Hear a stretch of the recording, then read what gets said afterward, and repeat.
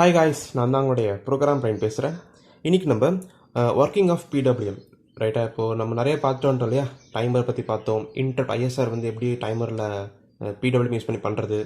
So ரொம்ப அக்யூரேட்டாக சொல்லிக் கொடுத்தேன் இல்லையா உங்களுக்கு. நிறைய விஷயம் ஃபார்முலா சொல்லிக் கொடுத்தேன், டைமோடைய ஃபார்முலா சொல்லிக் கொடுத்தேன், அப்புறம் ஏடிசிடி ஃபார்முலா சொல்லிக் கொடுத்துருக்கேன். ஸோ எல்லாத்தையும் நீங்கள் ஃபஸ்ட்லேருந்து பாருங்கள் வீடியோவை, நடுவில் வந்து பார்க்காதீங்க, ஒன்றுமே புரியாது. திடீர்னு பார்க்குற மாதிரி இருக்கும். ஸோ வந்துட்டு நிதானமாக உட்காந்து நோட் எடுத்து எழுதி ஃபஸ்ட்டு வீடியோலேருந்து இப்போ போகிற வீடியோ வரைக்கும் நிதானமாக உட்காந்து பாருங்கள். அப்படின்னா தான் என்ன நடக்குது, எதனால் இது மாதிரிலாம் செய்கிறோம் நம்ம அப்படிங்கிறது புரியும். அதுமாதிரி லாஸ்ட் வீடியோ போட்டிருக்கேன் அப்ளிகேஷன் அப்படின்ற வீடியோ. அது வந்துட்டு என்ன ப்ராப்ளம் பிடபிள்யூஎம்ல இருக்குது, என்ன ப்ராப்ளம் டைமரில் இருக்குது, அந்த மாதிரி சில விஷயங்கள்லாம் சொல்லி கொடுத்துருப்பேன். அப்ளிகேஷன் அட்வான்டேஜ் டிஸ்அட்வான்டேஜ் அதெல்லாம் சொல்லி கொடுத்துருப்பேன். ஸோ பார்த்தீங்கன்னா புரியும். இப்போ நம்ம இதை பார்க்கலாமா. ஒர்க்கிங் ஆஃப் பிடபிள்யூஎம் எப்படி ஒர்க் ஆகுது, இன்பில்டாக இருக்கக்கூடிய பிடபிள்யூஎம். அதாவது சிசிபி 1 தெரியும் இல்லையா, சிசிபி 1 சிசிபி 2 இது எல்லாமே எப்படி வந்துட்டு ஒர்க் ஆகுதை பற்றி பார்க்க போகிறோம். ஃபர்ஸ்ட் ஸ்டெப் என்ன பார்க்கலாம் அப்படின்னா, சில ரிஜிஸ்டர்ஸ் நேம்ஸ் தெரிஞ்சாலே போதும், ஒர்க்கிங் பார்க்கும்போது புரியும் நமக்கு என்னன்ட்டு. ஃபஸ்ட்டு அதை நான் சொல்லி கொடுத்துட்றேன். ஃபஸ்ட்டு வந்துட்டு PR2ன்னு சொல்லுவாங்க, அதுக்கு பேர் வந்துட்டு பீரியட் ரெஜிஸ்டர்ஸ்ன்னு சொல்லுவாங்க. பீரியட் ரெஜிஸ்டர் இது வந்துட்டு ஒரு 8 பிட் சைஸில் இருக்கும். இதில் நீங்கள் கொடுக்குற வேல்யூ தான் எவ்வளோ பீரியட் அந்த பல்ஸ் இருக்கணும் அப்படின்னு சொல்கிறது. இந்த ரெஜிஸ்டருக்குள்ளே கொடுக்கறது தான் சிம்பிள் ரைட்டா. அதுக்கு ஃபார்முலாலாம் இருக்குது, அதை நான் போக போக சொல்கிறேன். ஃபார்முலாஸ் எப்படி படிக்கலாம் அப்படின்ட்டு, அதை எப்படி போடலான்னு போக போக சொல்கிறேன், அது தெரியும்.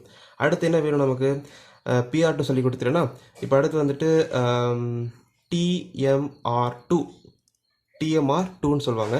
இது வந்துட்டு டைமர் ரெஜிஸ்டர் தான், டைமர் 2ஓட ரெஜிஸ்டர். இது வந்துட்டு 8 பிட்டு, 0லேருந்து 255 வரைக்கும் ரன் ஆகும். டைமர் எப்போ ஆன் பண்ணுறீங்களோ அப்போ டைமர் 2ல் இருக்கிற ரெஜிஸ்டர் வந்து 0லேருந்து 255 வரைக்கும் ரன் ஆகும். அதாவது தெரியும் இல்லையா. எப்போ 255 கிட்ட போகுது, அடுத்த வேலைக்கு போகும்போது அது 256ன்னு சொல்லுவாங்க, கன்சிடர்ஸ் 0ன்னு சொல்லுவாங்க. அது மாதிரி ரன் ஆகிட்டே இருக்கும். ஒரு இதுவாக இன்டர் ஃப்ளாக் வரும், அதெல்லாம் சொல்லி கொடுத்துருப்பில்லையா முன்னாடி உங்களுக்கு, அது நடக்கும். அடுத்து நடக்குது அப்படின்னா CCPR1L ரெஜிஸ்டர் இருக்குது, அப்புறம் CCP1X CCP1Yன்னு ஒரு கான்செப்ட் இருக்குது. இது வந்துட்டு 8 பிட்டு சைஸில் இருக்கும்.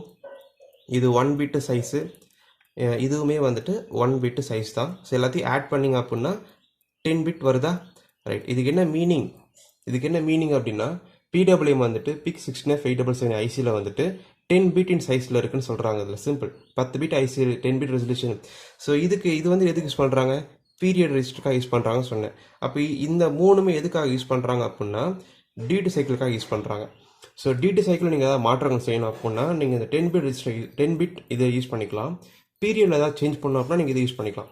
இது ரெண்டுத்தையுமே கண்ட்ரோல் பண்ணுறது யார் அப்படின்னா, டைமர் 2ல் ரன் ஆகக்கூடிய இந்த ஒரு டைமர் 2ன்ற ரெஜிஸ்டர் தான். இவ்வளோ தான் கான்செப்ட்டுங்க, ரொம்ப சிம்பிள். இது பீரியடை கண்ட்ரோல் பண்ணுற ரெஜிஸ்டர் PR2ன்னு சொல்லுவாங்க, அது எழுதியிருக்கேன். அப்போ டியூட்டி சைக்கிள் வேல்யூ போடுற ரெஜிஸ்டர் இது போட்டால் டியூட்டி சைக்கிள் ஒர்க் ஆகும். எவ்வளோ டியூட்டி சைக்கிள் வேணும்னு சொல்லிக்கலாம்.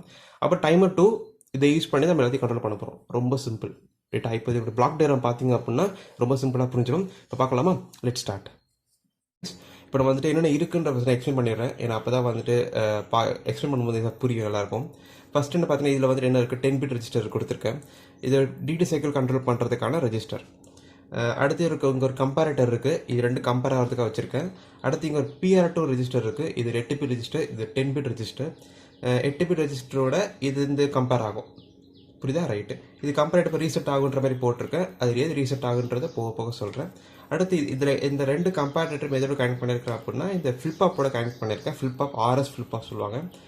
இந்த ஃப்ளிப்பாப்பில் எஸ்ஸில் ஒரு பல்ஸ் கொடுத்தோம் அப்படின்னா CCP1 ஆர் CCP2. இப்போ ஃபார் எக்ஸாம்பிள் நீங்கள் வந்துட்டு இப்போ CCP1க்கு நீங்கள் ப்ரோக்ராம் பண்ணுறீங்க அப்படின்னா 2 பின் இருக்கு இல்லையா, 2 பின்னுமே same block diagram same working தான், அதனால ஸ்லாஷ் போட்டிருக்கேன். நீங்கள் CCP1 யூஸ் பண்ணீங்க அப்படின்னா 1 போட்ட இடத்துலலாம் அது 1ஆகவே இருக்கட்டும். இது நீங்கள் 2 யூஸ் பண்ணுறீங்கன்னா அந்த 1 போட்டிருக்கீங்களா, அதில் 2 போட்டுக்கணும். இதான் சிம்பிள். இதை மட்டும் மாற்றினா போதும். நீங்கள் எது யூஸ் பண்ணுறீங்கன்றது அதுவே சேஞ்ச் பண்ணிக்கும். பட் இதெல்லாமே சேமாக தான் இருக்கும், இதில் மாற்றங்கள் இருக்காது. இந்த ஒரு ரெஜிஸ்டர் மட்டும் நீங்கள் மாற்றிக்கணும் இது நீங்கள் ப்ரோக்ராம் பண்ணும்போது, ரைட்டுங்களா. வேறு எதுவுமே பண்ண வேண்டாம். இப்போ ஃபஸ்ட்டு ஸ்டெப் என்ன செய்கிறோம் அப்படின்னா, நமக்கு என்ன வேணும் நமக்கு முடிவு பண்ணிக்கலாம்.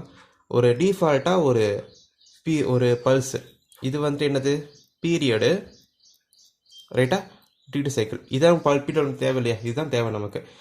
ஒரு பீரியடு தேவை, அதில் லைட்டாக கொஞ்சம் மட்டும் டியூட்டி சைக்கிள் ஹையாக இருக்கணும், மற்ற லோவாக இருக்கணும். இது மட்டும் இருந்தால் போது நமக்கு இதை செஞ்சிடலாம். இதுதான் இதை வச்சு வர வைக்க போகிறோம். எப்படி வர வைக்க போகிறோம் அப்படிங்கிறதான் ஸ்டோரி. இப்போது ஃபர்ஸ்ட் ஸ்டெப் என்ன செய்கிறோம் அப்படின்னா நீங்கள் இதை வச்சு தான் நீங்கள் புரிஞ்சிக்க முடியும். இதில் பார்த்தீங்கன்னா எதோட வேல்யூ அதிகமாக இருக்குது, எதோட கம்மியாக இருக்குன்னு பாருங்களேன். பீரியடு அதிகமாக இருக்குது, டியூட்டி சைக்கிள் என்னவா இருக்குது, கம்மியாக இருக்குது. அப்போ பீரியட் எவ்வளோ இருக்கணும் அப்படின்னா, ஃபார் எக்ஸாம்பிள் இந்த இடத்துல வந்துட்டு 100ன்னு கொடுத்தா அப்படின்னா இந்த 100 விட கம்மியாக தான் இந்த வேல்யூ கொடுக்கணும். சிம்பிள். பீரியட் என்ன இருக்குது, 100ன்னு இருக்குது. இந்த 100 விட கம்மியான வேல்யூ தான் இதில் நீங்கள் கொடுக்கணும். இதுதான் கான்செப்டிங்க, வேறு எதுவுமே கிடையாது. இதோட அதிகமாக கொடுத்தா ஒர்க் ஆகாது.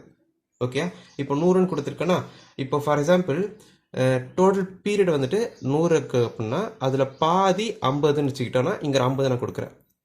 இதுதான் கான்செப்ட். டோட்டல் பீரியட் 100 இருக்குன்னா அதில் பாதி 50ன்னு கொடுத்தேன், அதான் டியூட்டி சைக்கிள். நீங்கள் 100க்குள்ளே எவ்வளோ கம்மியான கொடுக்கலாம். எக்ஸாம்பிளுக்கு 50ன்னு கொடுத்துருக்கேன். புரியுதா? வேல்யூ கொடுத்துட்டேன், இங்கே வேல்யூ கொடுத்துட்டேன், simple. Okay, first step value கொடுத்தாச்சு.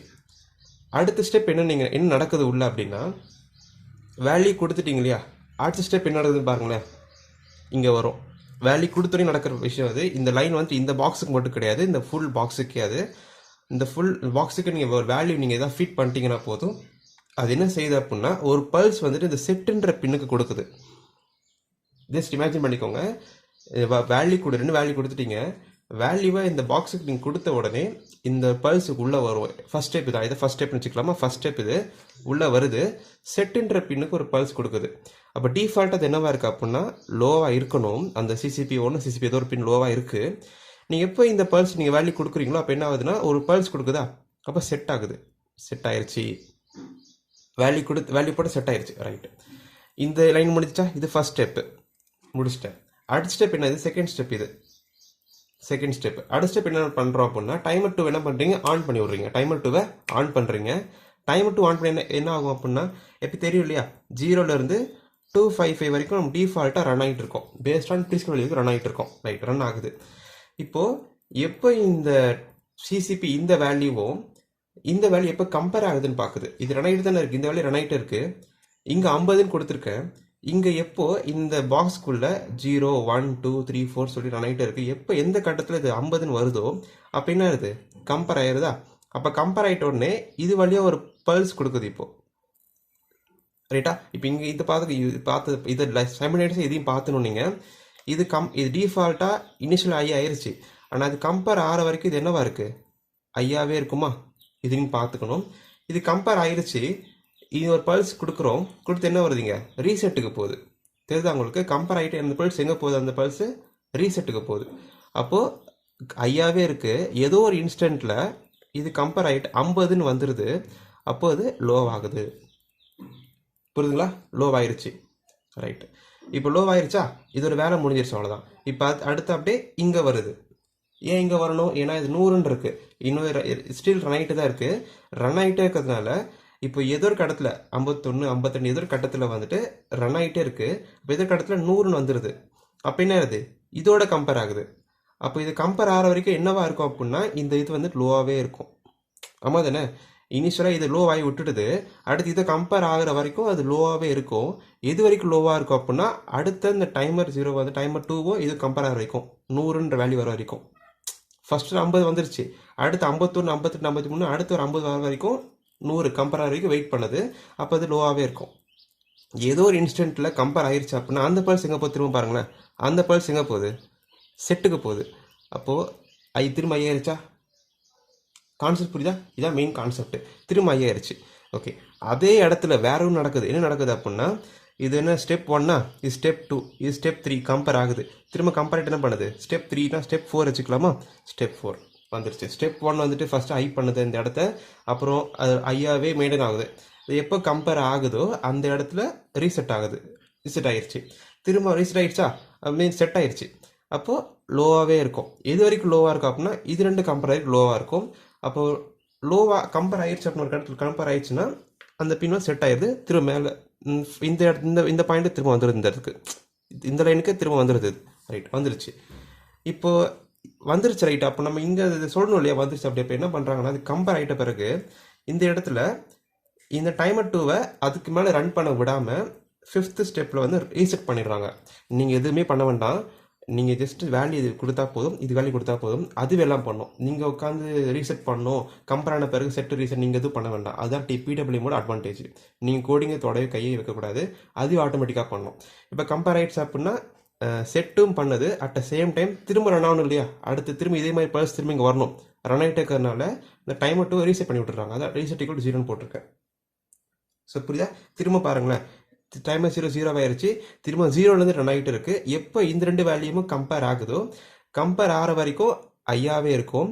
எப்போ கம்பேர் ஒரு 50 கிட்ட 50 தானே வேல்யூ மாற்றணும், நீங்கள் 50 தான் இருக்குது, கம்பேர் ஆகுதோ அப்போ என்ன ஆகுது, ரீசெட் ஆகுது. ரீசெட் ஆகுது. இந்த ரீசெட் ஆகுது எது வரைக்கும், 50 வரைக்கும். ஸோ ரீசெட் ஆகிடுச்சா, திரும்ப வந்துட்டு 51 58 ரன் ஆகிட்டு இருக்குது அப் டு இந்த 100 வரைக்கும். ரைட்டா? அப்போ என்ன லோவாகவே இருக்கும். அப்போ ஏதோ ஒரு கட்டத்தில் இது கம்பேர் ஆகிடுச்சு அப்படின்னு என்ன ஆகுது, திரும்ப செட் ஆகுது. இது 100 வந்தோடனே திரும்ப செட் ஆகுது. இது மாதிரி அந்த பல்ஸ் போயிட்டே இருக்கும். ரைட், போயிடுச்சுங்க. ரைட்டுங்க. இப்போ எப்படி நம்ம பீரியட் எப்படி கண்ட்ரோல் பண்ணுறது அப்படின்னா எல்லாம் ஃபார்முலா தான். இது நம்ம சும்மா எக்ஸாம்பிள் போட்டு காட்டாலும் வேல்யூ புரியாது உங்களுக்கு. அப்போது இதுதான் வந்துட்டு சைக்கிள், ஐ லோ தான் சைக்கிள், இதான் வந்துட்டு பீரியடு, இதான் வந்துட்டு இந்த ஒரு இது மட்டும் சொல்கிறேன், இது ஃபுல் இல்லை, இது மட்டும் பார்த்தா டிடி சைக்கிள். சிம்பிள். ஸோ இங்கே பார்த்த மாதிரி அப்படிங்க இருக்கா, ஆனால் இங்கே என்ன இருக்குது, நம்ம சும்மா எக்ஸாம்பிள் சொல்லணும், அது அப்படியே சைக்கிளாக போயிட்டே இருக்கும். நம்ம ஃபஸ்ட்டு பண்ணதில் நீங்கள் டாகுல் பண்ணுவீங்க, ஒரு பின்ன ஹை பண்ணுவீங்க, ஒரு ப்ரீஸ்கல் கொடுப்பீங்க, லோ பண்ணுவீங்க ப்ரீஸ்கல் கொடுப்பீங்க, ஹை பண்ணும்போது டைமர் வேல்யூ, லோ பண்ணும்போது இன்னொரு வகையான டைமர் வேல்யூ கொடுப்பீங்க. அது எல்லாமே ஒரு இருக்கட்டும். பட் இது வந்துட்டு சிம்பிளாக முடிஞ்சிருச்சு இல்லை பிடபிள்யூஎம். இதான் வந்துட்டு ஒர்க்கிங் ஆஃப் பிடபிள்யூஎம். ரொம்ப சிம்பிள் இல்லையா? ஃபஸ்ட்டு இது கம்பேர் ஆகுது, டிஃபால்ட் ஐயாவே இருக்கும், எதிர்க்கு ஐயா இருக்குன்னா இது கம்பேர் ஆகிற வரைக்கும். அடுத்து ரீசெட் பண்ணி விட்டுறது, அப்போ எதிர்க்கு லோவாக இருக்கும் அப்படின்னா இது கம்பேர் ஆகி லோவாகவே இருக்கும். அப்போ திரும்ப செட் பண்ணது, திரும்ப கம்பேர் ஆகுது ஐ, திரும்ப இது கம்பேர் ஆகுது லோ. அது மாதிரி நடந்துகிட்டே இருக்கும் ஸ்டெப்ஸ் ஃபுல்லாகவே. ஸோ ஒவ்வொரு சைக்கிள் முடிக்கிறதுக்கும் டைமர் டூ 0 பண்ணிட்டே இருக்கும். ஸோ எப்போல்லாம் இந்த பிஆர் டூ கம்பேர் ஆகுதோ அப்போ நமக்கு 0 ஆகிட்டே இருக்குது இந்த வேல்யூஸ் எல்லாமே.